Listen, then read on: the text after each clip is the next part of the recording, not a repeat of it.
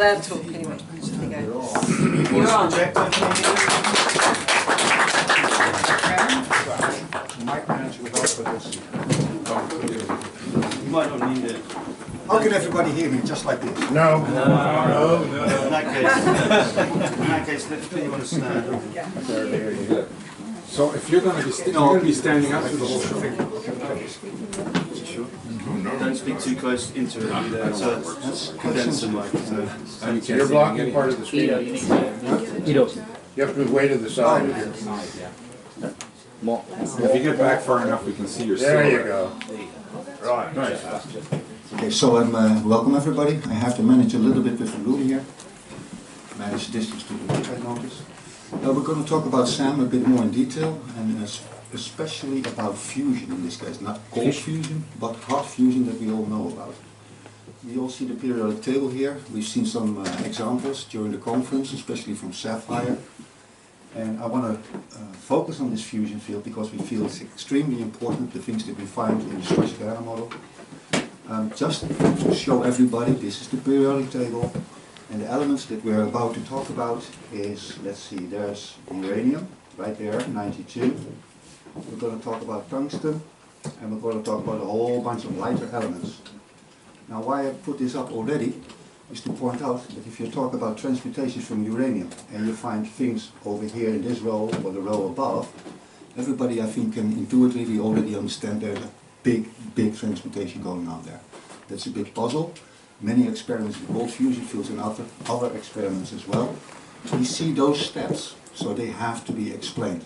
Whether it goes upward in the periodic table, meaning building fusion, so we have lighter elements. That's what we've been talking about already. They will become heavier elements. That's the creation process. On the other hand, we have a destruction process. Nature has both, just like life. We grow, we die. James, can you put the second slide up? So I think everybody has seen the graph already before, but it's an extremely important one. So I want to zoom in just a little bit and explain a little bit more. In the beginning here, and I hope you can see as well. In the beginning, in the very beginning, we're talking about hydrogen and a couple of hydrogen isotopes. Hydrogen 1, hydrogen 2, hydrogen 3, or deuterium and tritium. These over here, it's not very visible, I understand, but you can see that the accuracy is almost 100%, but especially in the beginning there is a little bit deviation. I'm not going to talk about that. There are explanations for that, that I do want to point out. The next step is about number 11 here. This is just about carbon. You see a very linear, straight linear line here. Please keep that in mind. That means the correlation is pretty much dead on. What's the vertical axis? The correlation is between the binding energy calculated by SAM purely on the structure and compared to the literal binding energy values. So again, What is binding energy? binding energy. The nucleons in the nucleus are sticking together. It's a big topic, many talk about that. Probably Philip Hatt will be talking about that a little bit as well. This is what keeps the nucleons together, so what we call the protons. How do they stay together? We say through the electrons. But there's a certain amount of energy related to that. In our model and in reality, every proton-proton connection, literally two balls together, is 2.225 mega electron volt. It's a pretty high number. So it's about 1 million times of the normal chemistry level, which deals with electron volts, maybe a little bit more. So we're talking about huge energy. This is nuclear fission energy.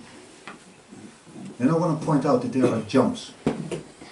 We'll get back to that later, maybe in the debate setting, in the discussion setting. I want to invite you later on to shoot any question you want. But they are important. So we have a nice linear piece here and a huge jump. Note that it is also from the official values. Nobody explains that, nobody talks about that. These jumps, so imagine we have the beginning of that little curve and the ending of that curve, and we take the whole bunch and we move them a little bit to the right. So we increase some virtual data points, if you will. Now we get a nice linear curve. What that would imply is that there are other elements possibly there, other constructions. we do not know everything that is out there. What would happen if you were to implement a virtual data point, you would force the line to be much more linear. Then, what we see here also, just about, 65, we see that the lines start to deviate. This is the crucial part. We've shown here, in this correlation, that it holds true for just about half the periodic table. Spot on. You can see it also in the accuracy. We're talking about 99.5 or higher percent accuracy. So we believe that this shows that the structure is the correct structure. Then we see them deviating, and that needs to be explained. We all know about nuclear fusion, and there's a whole lot of energy coming from it. And we're all looking for that energy that is hiding in the atom. That's a prevalent thought for the past century or so. We believe that we can explain it, and I will try to zoom in on that with some calculations and examples. And James, can you go to the next slide? Yeah, just a second. Sure. So just to clarify, binding energy according to our model is that if you imagine you have a deuteron, you know, two protons stuck together, that's one line. And if you get a tetrahedron, you count the proton-to-proton connections, and those are each called a line. So there are four lines. Six lines here in a tetrahedron. So we multiply the 6 times the 2.25 megaelectron volts. And as you get into different structures, the number of lines jumps, and there's some jumps in the number of lines, and that's what we're seeing, these jumps on the red line, is that the number of lines jumps instead of a steady linear progression. Okay. Next slide. Just to point this one out, this is the delta energy, meaning the difference. So the first data point is the difference between element 1 and element 2, in this case hydrogen and deuterium. The next data point, the second data point, is between deuterium and tritium, so helium-2, helium-3, hydrogen-2, hydrogen-3. So we took the difference between that and compare them again. So the red here is, I need to read myself, the red is the structure binding energy, and the blue is the literature binding energy. And we can see again that later on they start to deviate more. But in the beginning, when one goes up, the other one goes up just about as much. When it goes down, the other one goes down. So we believe that this is, again, a very good correlation. Okay, next slide. We have shown this slide before, a little bit changed. We see uranium on the left, 235, and we see the two fission products that come of it. Now this is merely an example, there are many, many combinations, and pretty much statistical spreading. However, as we know, and this is not explained at all properly, there are two huge peaks here, while the normal standard deviation you would expect one normal peak. This is a big enigma as well. Nobody can really explain it. We see an example here, uranium-236 goes into xenon, 140, and strontium, 94, and 2 neutrons, which keeps the chain reaction going. The reason I pointed it out is because in the next slide we're going to try and compare it with some data that we've seen here on the conference. So even though we have nuclear reactors and we've bombed a few countries and things like that, we really don't understand how the atom splits in fission, and we don't understand why it doesn't split in half. And we're seeing that it typically will split somewhere around 90, and again at 134, but half at 115 is the dip in this curve. And that's what they really can't explain, is why do they get these why doesn't it split in half? And because of that, then and there, you already understand there must be a structure underneath that causes this, whatever that may be. Next slide. So yesterday evening we sat around here just before the campfire, and we started talking about some results in transmutations. And we thought, okay, let's see what we can do with the structured atom model. Can it help us explain these things? So we did a very quick and dirty calculus, very quick and dirty.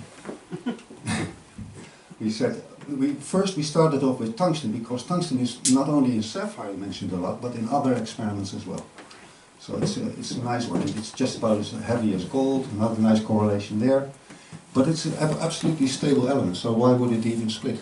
Why would it change.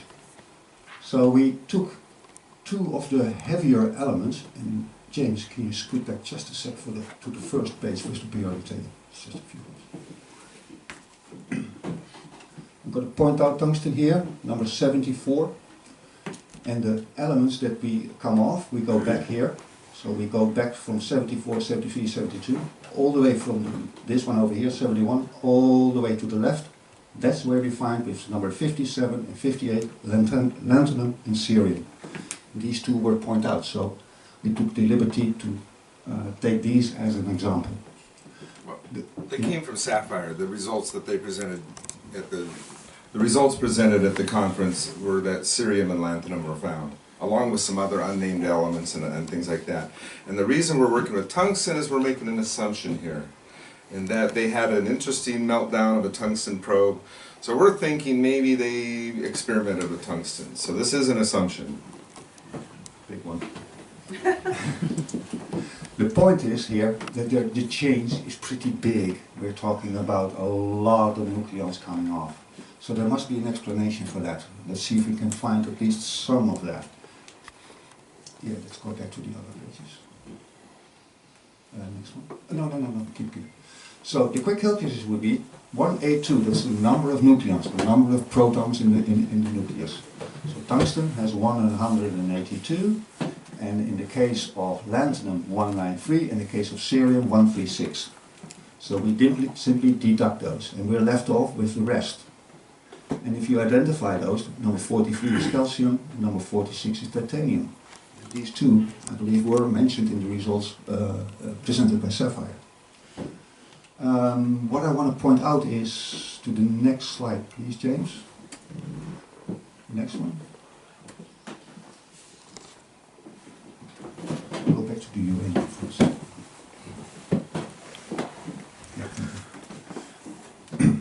The nucleus branches, I'm going to try and point it out. The red ones are basically at the end of branches, or antlers if you will. That's where the activity is, but they're branching. And some of these branches snap off. That is our belief. So we have a rigid structure, and some of these branches literally snap off, and those are the fission products.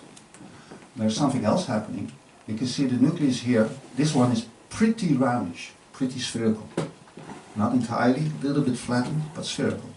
We see the other two. This has been a big question in the beginning when we were creating these. It seems that the nucleus is actually elongated, or pear-shaped, if you will. Now there's a reason for that, a big important reason. The thing is that the branches show the stress energy. And the stress energy, as we call it, is that deviation between the blue and the red line. That, we believe, is the nuclear energy that is hiding in the atom. That is why fission is possible. That's the energy that's stored. And we can also deduce from that graph that only starts to happen just about halfway the periodic table, or as everybody knows, iron at the top. At the beginning, in the lighter elements, we fuse all the way up to iron, but if we have really heavy elements, they go back to iron. So what does nature do? Nature does not like stress. So it breaks them down if it can. What does it break down? And here's the power of the structured atom. We understand now that these groups, these white groups and these light blue groups, those are the carbon nucleates explained at the presentations. They do want to make as much distance as possible. They don't want to see each other that much. So it starts to become elongated, a bit of a row-like. But it cannot do that infinitively because it would be too long and it starts to break up. So there's many things are already at play here in the nucleus, which we definitely do not understand, all of them. But the thing is, if you can see, so this red one over here is the red one over there. So that's pretty much the same. And the structure you see here fits exactly in this, minus a group on the top, minus a group here on the bottom, and minus a group here on the left bottom. That's the elements. Yeah, what are the elements on the right? These elements, I believe I took the xenon and the strontium. Xenon and strontium. But, as I mentioned, you can imagine all kinds of combinations, right? So, xenon, strontium, those two come off.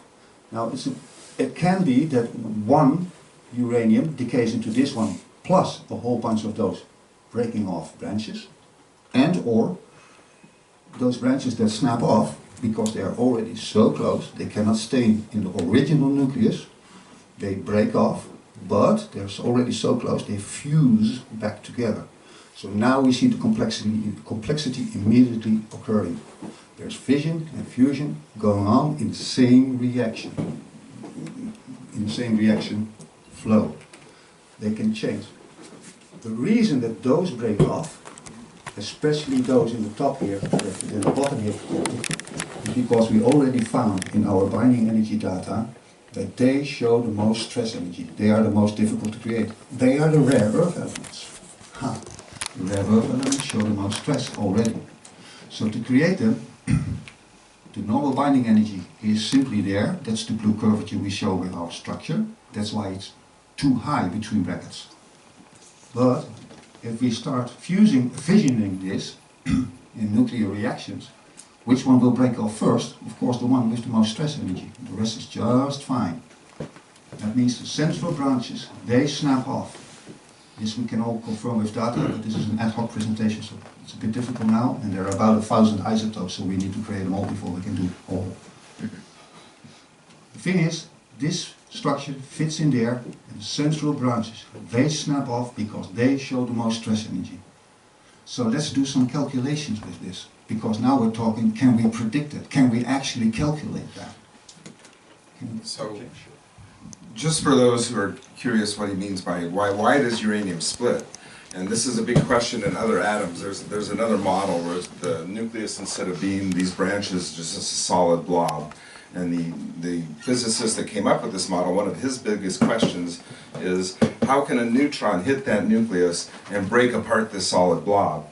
And he was really impressed that we have this tree structure, and so a neutron hits a branch and it snaps off a branch. Is much easier to imagine than you break a cube of nucleons apart. And he thought that was pretty cool. Yeah, let's try the next page. We just quick in between, we see the elements here, tungsten on the left with a W, wolfram in other languages. We can see that there are 1, 2, 3, 4 stable elements. So later on, I hope you understand that it matters which isotope you use or which combination you use. You can actually get different results depending on the isotope that you start out with. And that goes for most elements. Not all of them. Lanthanum has only 1 stable. But in the case of cerium, we have 1, 2, 3, 4 already. So there's what James showed in his presentation. There are many variations there. It matters, that's what I wanted to show. Go to the next page please. Okay.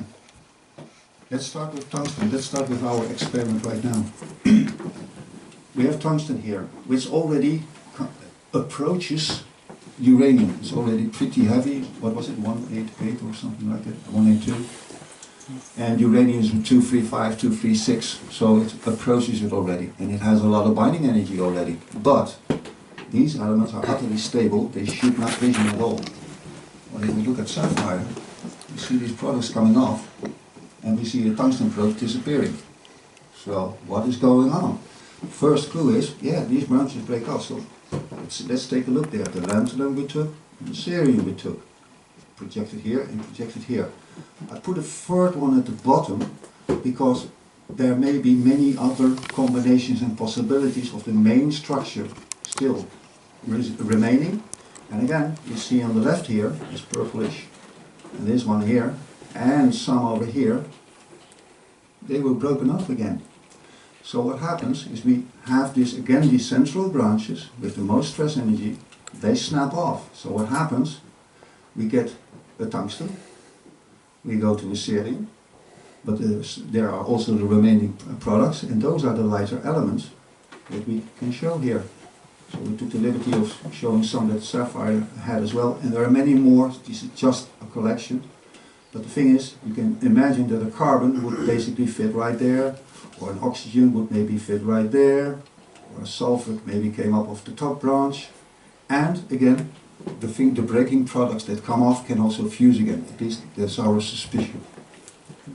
Yeah, so let's go to the next slide. So, all of these elements were ones that were shown on the examples from Sapphire, and then there were some unnamed ones that We don't know what they were. Well, Secret. it's utterly chaotic, that I can promise you. We've seen that those results in many experiments, and everybody's struggling to explain them. Let's do some calculations. On the left, again, the example of uranium. Now, I want to emphasize first, this is very quick and dirty. Like I said, we need to create all the proper isotopes first, and there are 1,000 or 1,500 or so of them at least. So this is approximate, but we do want to show the power of the model, and given time we can do much, much better than precision calculations. Okay, uranium-236, I took two others in this case, neodymium and zirconium, and sure, normally there would be a few neutrons there. Leave them out of the equation just for now, for quick and easy. Binding energy. Uranium-236 has, according to SAM, only on the structure, 2,109 mega electron volts. Huge amount, total. The official value that everybody knows is 1783. So the delta here in fat, in bold, is 326. That's your delta. That's the energy that is, the potential energy that is hiding in the uranium atom. Potential. The stress energy. The branches pressing away from each other. Then we have the products, the neodymium, 1266 minus 1185, remaining 81. That still stays in that neodymium atom. So nothing happens with it, stress energy stays there. It's not released. Same thing for zirconium, that's only 11, it's already smaller. If we do the math, we take the 326 minus those two that are still remaining, and we end up in this case with 234, which is not exactly precise, it's a bit less, I think it's 210 just about. Energy that is actually released in a nuclear reaction by splitting uranium. And this totally correlates with what are the known values. Let's go to tungsten. Same thing. Tungsten goes into number 1, lanthanum, or number 2, another option, cerium. When you do the math, which we already did, 43 calcium would match with the lanthanum, 46 titanium would match with the cerium. So very simple. Those two products, depending on which path you take of destruction. We do the math. 6026, 4095, total is 167 would be released. Potential again. There's some remainder. The lanthanum is in rare earth element, still has 73 MeV, still quite a bit. But the lower ones, they're all below iron. And we've already seen in the graph, below iron there's pretty much no difference. So, quick and dirty, we took 0. Could be 0.3, 0.2 or something like that. We do the math, and we get a release of 94 mega electron volt in potential. I say in potential because, as Wallace, I believe, pointed out, in the case of nitrogen and CO, it is not that all the energy is released and all the energy is taken again. It's a slight difference, and somehow it can balance. It can, through resonance, through whatever, the energy is used for a migration of a part of the nucleus to the other one. It's a rebalancing, a reorganizing. So, we believe that if you were able to do this, you could potentially have stable elements, stable fission as well, and release energy. And that would be a very, very important thing. So here we have a couple of these elements that we've seen are boxed in red. Those numbers that I've been showing. So 1626 would be the structured atom model calculus, 1495 would be the official literature value. You can see them here. We have a long table of this for all the elements on our website, where you can find all this data. So this is all the data. We do these calculus, and we wanted to show you today what we think is happening potentially in projects like Sapphire, Cold Fusion Experiment, and God knows what else. The important thing here is that nuclear waste reduction was mentioned. I believe in that potential. If this is indeed true, and we can start splitting atoms that are stable, we can not only get a whole bunch of energy, but we can clean up all the nuclear products, and in the meantime make a bunch of energy from elements that are very abundant, from lead to palladium to tungsten and all the others in between. And I think No, one more thing. Nature goes towards iron. Nature wants to release the stress energy. I want to emphasize that again. We can see this going on. Nature wants to grow towards iron through fusion and destroy back to iron through fission. This is my contribution today, and I hope you will have some questions or criticism or follow-up. So we've been studying cold fusion a lot, and they're using palladium. They're thinking that they're taking the deuteron, which is 2 protons and an electron. They're combining 2 of those together, and they're creating helium, which is a fusion process. And so they've been looking for helium and looking for helium. But when we listen to their results, they start talking about, oh, we're finding copper, we're finding silver, we're finding all these other metals inside these. Once they started looking, I mean, initially they weren't even looking for these things. So they call it cold fusion, but we think very well that what they were doing actually, and they're beginning to think that themselves, is that they're actually doing fission of possibly the palladium into lighter elements rather than fusing the hydrogen into heavier elements. And in the process, this is a theory we're working on, is that the inner electrons, or what conventionally are called neutrons, remain the same. You end up with 2 or 3 or 4 pieces, but the number of inner electrons doesn't change, and that's why they don't see the radioactivity, and that's why there isn't a hole in Toronto right now. About holes, speaking of holes, we've been privy to some stories in the cold fusion field. Pons and Fleischmann are the most known persons.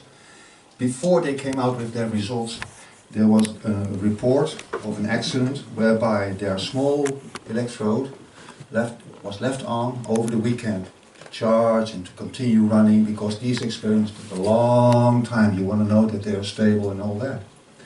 They came back on a Monday. Their laboratory table had a big hole. It went through, small electrode, palladium extremely expensive, so they're really careful with that. And it went to the concrete floor, and there was a couple of feet hole in the concrete floor with a small electrode. You cannot do that with any type of chemical energy, not even near. Whether it's fission or fusion, it doesn't matter. We believe it's fission because it's an accident. It's a problem. It was explosive, it was chaotic, and there are more stories about that. But Kubre is a profound, prominent, I should say, researcher from New Zealand who is well known in the cold fusion community. I believe it was him who already lost actually a colleague due to these kinds of accidents. So what I'm trying to say is we have so many of these examples already, and these accidents, nobody can explain them. We feel pretty confident that it's actually fission we're talking about. So maybe the promise of cold fusion is not even that important. Maybe fission can make a huge comeback here. Maybe we can start learning that, to use that, and to safely use that, and to destroy the mess that we leave behind, the radioactive stuff in the process. Okay. Pons and Fleischmann made a comment, well, we'll be able to find helium, after they had already made their announcement, and people said, well, you should be finding helium if you're doing fusion, and they said, oh, no problem, we'll do that, and then they spent a whole bunch of time doing it, and they couldn't, and that's one of the reasons they were discredited, is because they made this claim about helium, and that would indicate fusion, but once again, they didn't really investigate looking for other elements to try to find the copper and the silver and these other metals that they're getting, and now that they're looking for them, they're finding quite a few of them. So, no, I'm good. Questions? Remarks? Let's start. What does it mean for the interstellar medium that Monty mentioned in the comparison in his talk? I think I already. Well, Repeat the question. Okay. What does it mean for the interstellar medium of the elements that were named in the presentation of Sapphire, where there were predominantly lighter elements like the calciums, titaniums, etc.? As I mentioned before, nature strives for this peak point of iron in the center. Can you put up that graph there just for a second? No, we don't have it. So nature does that. So my first intuition answering that question is nature will strive to release the stress energy. Now there are many energetic processes going on up there. That's not my specialty. But I can imagine that nature in star-like environments, in nebula, with the electric currents and the magnetic fields and the what have you, that nature actually is capable of destroying the elements that are too heavy with the stress energy back to the elements which have basically no stress energy. But we also see the elements being created, so it's not always only hydrogen and helium. It's pretty much from hydrogen all the way up to iron and a little bit beyond that are all very feasible elements. Nature doesn't bother, has no problem with that. And they are more or less the terrestrial elements, so the common elements from calcium and magnesium, titanium, iron, etc. So what I believe is, I would actually be surprised if we saw other elements than that. Maybe that's a better answer. Okay, next. Edo, you show this graph where you've got your calculated energy in the nuclei, and you show this increasing deviation of the measured energy in the nuclei. Obviously, those two lines are deviating. We know that the heavier and heavier the elements get, the less stable they are. Have you tried to find whether there's a relationship between that excess and some function of the half-life of those nuclei? So like the bigger the gap is, would they become less and less stable as can be measured by their decay rates? It's an excellent question. I have a very long answer, so I'm going to try and keep it short. Can you bring out the periodic table, please? First start. Lead. Where's lead? Where's lead? Where's lead? Here's lead, number 82. And bismuth also, but let's stick to the lead. That is the last stable element that is not fissile. Right? Stable element cannot do anything with it, except that some shoots them against each other. Hint. From that moment on, they become radioactive. We can see. Can you bring up the uranium slide? It's a bit bigger. Oh, one back. Yeah. Right here in the center, you can see these two very close. There's actually a little gap here. It's a little bit tilted, so it's still spatial distance, but not much. Not only that, there are 5 of these greenish here and 5 of these greenish there. Add 1 neutron, you end up with 11, and 11 is the carbon nuclide in the center.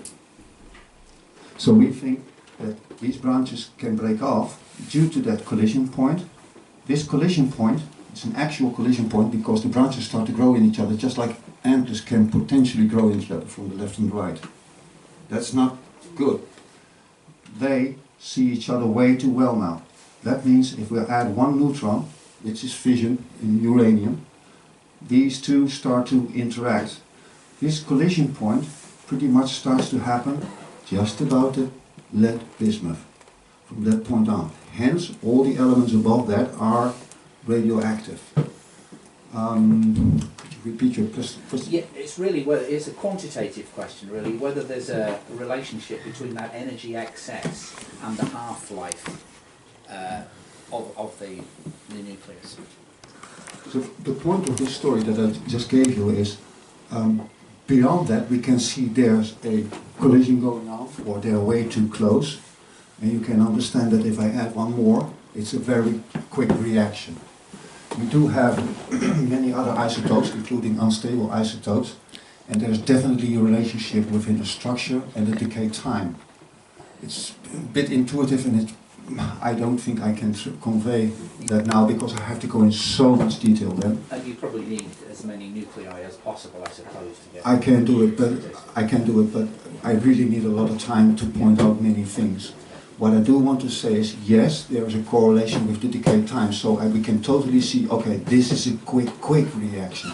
This one is semi-stable and this one is pretty stable. We can definitely see that, but we haven't been able to deduce it in a nice calculus or a calculable decay time. Not that yet, but on an intuitive level, a bit more than that, we can totally say, okay, decay time is correlating here very much.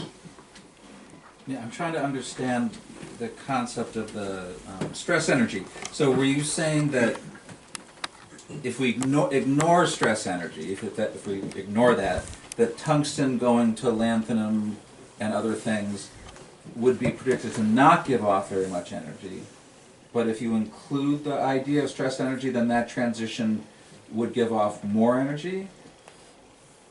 Can you reformulate this? I'm not sure I Well, understand. Yeah, I'm not sure I understand either. Well, keep going.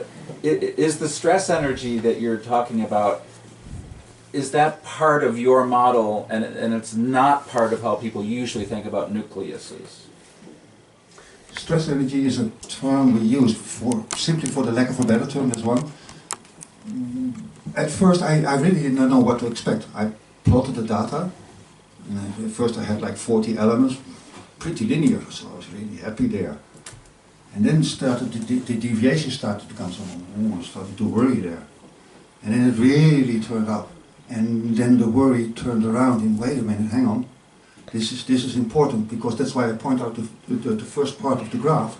The correlation is true. We didn't change our logic, we didn't change the method of building. It does become much more complex. So what I'm trying to say is the binding energy is actually always there as we calculate. But it is diminished due to what we call the stress factor, or meaning we want to repel each other in those branches. So the binding energy is really there, I believe, as calculated, but the stress factor, the repelling forces, diminish that number, hence we see in practicality that lower number. Or rather, if I want to break off that central branch, there's a push from the other branches to help put out that central branch. So that's why the deviation starts to arise. Okay, The you're more going too branching, fast for me, so I don't, maybe we can talk about the deviation later, so I don't know if my stress energy question is separate from that, or... So if you look at this one here, it's linear, and so this nuclide over here is not going to really see this nuclide over here because it's in a long line. But when you look at this one, you can see the branches are very close, and they're all positive protons, and so they're going to be pushing against each other, and they're going to want to stay as far apart as possible. But you don't have that here, so it's a lower stress energy between the nuclides. And here you have a lot of stress because they're packed so close together. Right, I got that Okay. part. I'll ask later, I don't want to take the time. what? Yeah. Sure. Anybody else? Eugene? Yeah, kind of related to the two previous questions. It's only my intuition, so think of it what you may, but I think that maybe you're getting this deviation because of inherent staticity of your model, because your model is inherently static, there's nothing going on in there, so bear with me. Maybe this, and again, maybe there are correlations with half-life, etc. Maybe they are caused by some dynamic aspect of the system. Maybe there is some internal motion in these nuclei. This is my idea. And just treating it from purely mechanical point of view, you're calculating currently just the potential energy of interaction of all those things, but maybe there's a kinetic part that is connected to their mutual motion. Maybe that's what you're missing. But in order to, again, in order to kind of figure it all out, you would have to, I think, take a look at things like other, let's say, dynamic characteristics such as angular momentum or spin, or like multiple whatever distributions in the distribution of charge in the nucleus, etc. So maybe that would be a path for, I don't know, enhancing this model in some way. You might be totally right. That's for starters. I don't think it's kinetic, as in movement, as in the old-fashioned thinking. We do believe absolutely it's static. However, you are spot on with there is dynamics going on. But we would say that it is the electrodynamics that's going on there. That could be a whole dynamic movement, circulation, etc. But that's where we look at the electro-engineers, if you will, to explain that. Also, because of the first part of the graph correlates purely, precisely, just about, I would argue, since we changed no logic whatsoever, that is not going on. There's no movement in that sense. But I grant there's much more going on than we know right now. That's for sure.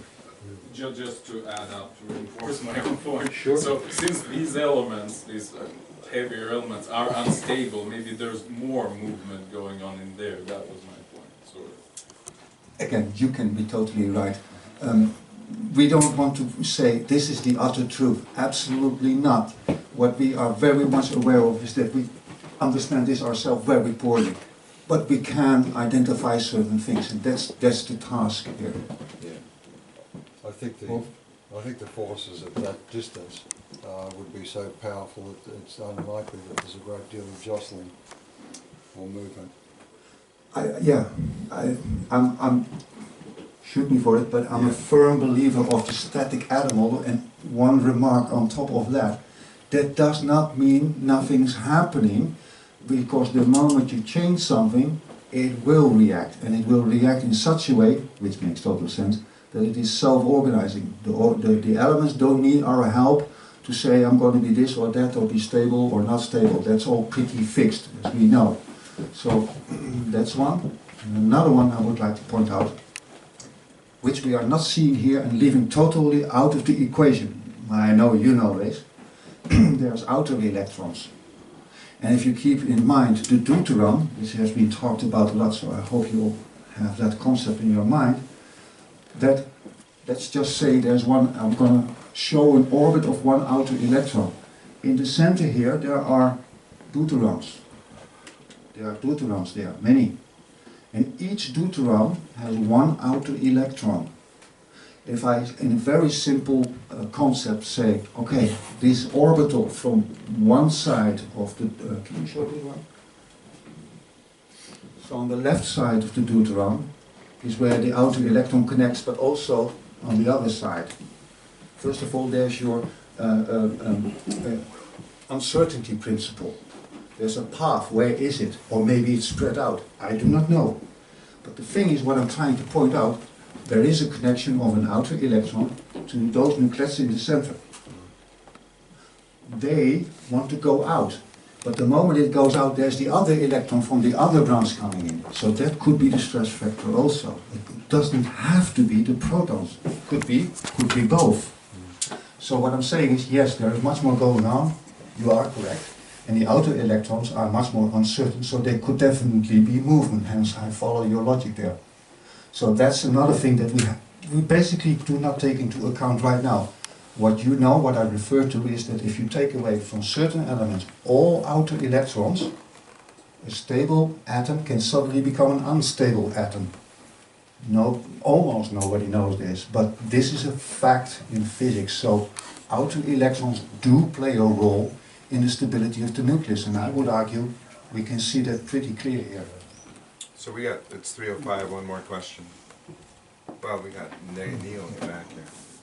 Oh, excuse me, Neil. Go. I just wanted to be real quick here. I'm going to softball it for you. You mentioned iron, obviously, to a great degree. Obviously, it concentrates magnetic fields. One of the great things about iron.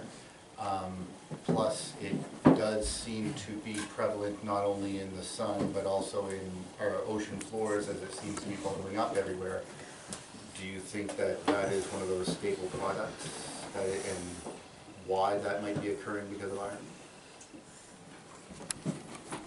I think iron is the most dominant, well, one of the most predominant elements. Is this happening inside our Earth as well? Is that what Yeah, sure, absolutely. I can see it happening. Actually, I think that this is the predominant drive. So anywhere you go in nature, that would be the drive. I do see it happening in plasma environment. That's where I believe everything happens. Whether it's inside in a microplasma spheroid in an electrode or an entire star, that doesn't matter. That's the scalability.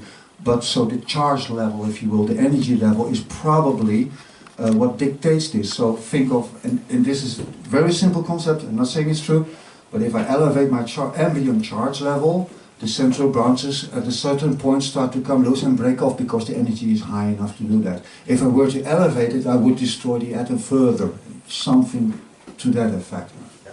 Is that satisfactory? Oh, of course. Cool. Yeah.